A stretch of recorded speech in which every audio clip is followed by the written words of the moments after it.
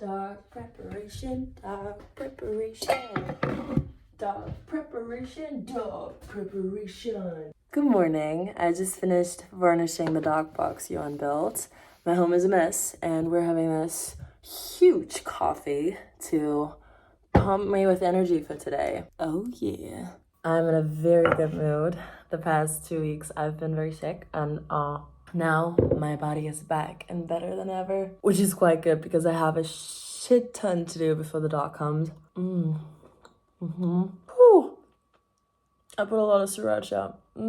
I'll send all of these books away today. I have to do texts, respond to mails, go grocery shopping, prepare some stuff for an art exhibition on Saturday. I want to work on my website a little bit and clean this place because tonight is girls' dinner. And right now you can't really move through the space, so I feel like I should probably clean up a little bit before my friends come.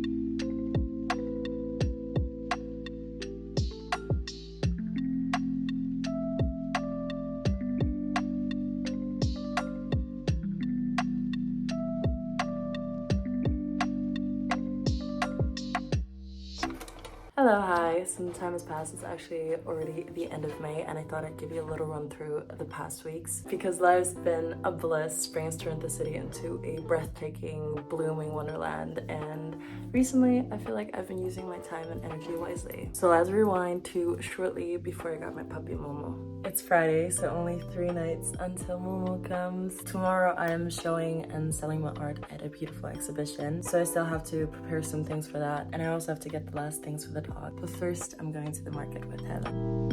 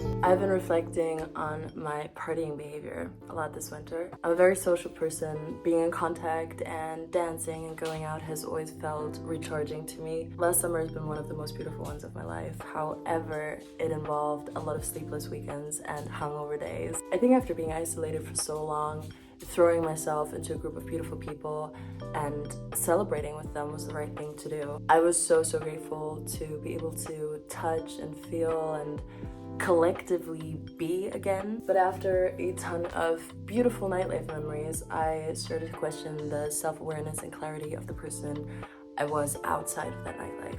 I really wanted to dive back into focusing more on what I was actually interested in, what defined me as a person, what inspired or motivated me, where I wanted to go in life, and what aspirations I wanted to create for myself. I just really felt the urge to reconnect with myself, spend more time alone, but then also spend time with my friends more consciously, giving room, listening, having hard conversations, feeling things out together, learning from each other. Cape Town has also been a great learning experience when it comes to selectively going out, but then also filling my life with so many more things than that. Luckily, I'm in a phase of my life where FOMO doesn't take over my emotional spheres, and I think that's partly because I've partied a lot, but also because at the moment there are so many things that I love doing and that I would rather do than stay at a party just because everyone else is staying. I know how terrible FOMO can feel though. I've already talked about it in some of my videos now. But if you're struggling with the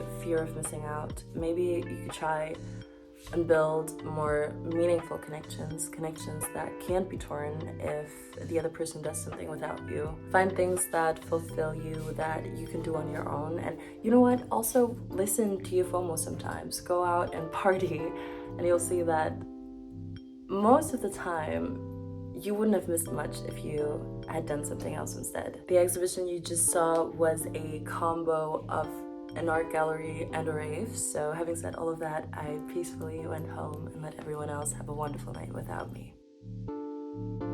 I've been wanting to go through my entire apartment, declutter, reorganize, make it puppy-proof, and get the finishing touches done for months. And that magical night spontaneously turned into a massive decluttering session. I ended up listening to calm music, moving slow, and wandering through my apartment until 8 a.m. And then rewardingly, when I was finished with every last inch of this place, I could see the sun come up and greet the new day.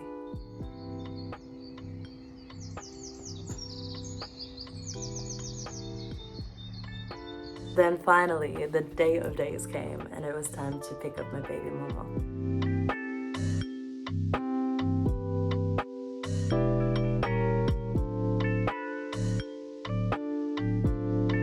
Momo was amazingly calm when we took her home. It was quite a long drive, but she let us know when she was thirsty or needed to pee. So well behaved, such a queen.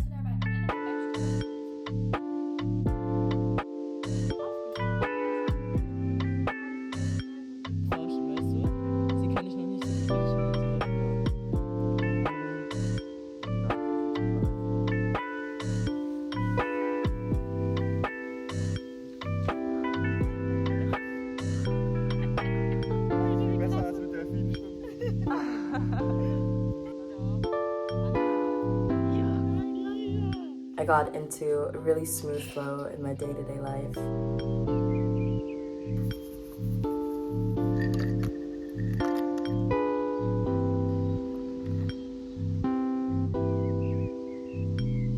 I've been finishing castings way before the deadline, responding to emails more reliably, cooking and coming up with vegan recipes. I've been treating my skin with love and care, finishing chores instead of putting them off, welcoming Momo's rhythm and her needs into mine.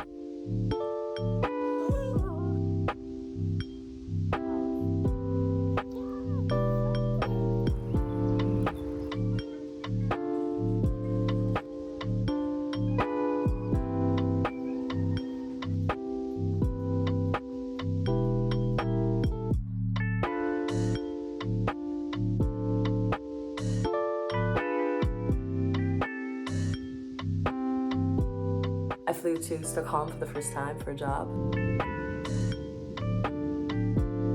I arrived quite early and had a whole day to myself before having to go on set the day after, so I walked around an old town part of the city called Gamla Stan and sat down for coffee and a meal when Darling Days, the book I had with me, tied me up on that chair in the Swedish evening sun and made me read for 6 hours or so. I cannot stress this enough. In my eyes, Darling Days is a masterpiece. I already talked about it when I first got it and when I was halfway through. This book breathed me in and spit me out. It made me cry and laugh and want to scream at the top of my lungs. Such beautiful language, such an inspiring story, and the way Ayatollah Wright tells it is remarkable. The next day, I worked with a lovely team of very talented people, and then I flew back home right after the shoot. Which brings us to the present. Me buying myself flowers, covering a wall of my apartment with disco ball tiles, ending my day with an easy yoga flow, and now ending this video.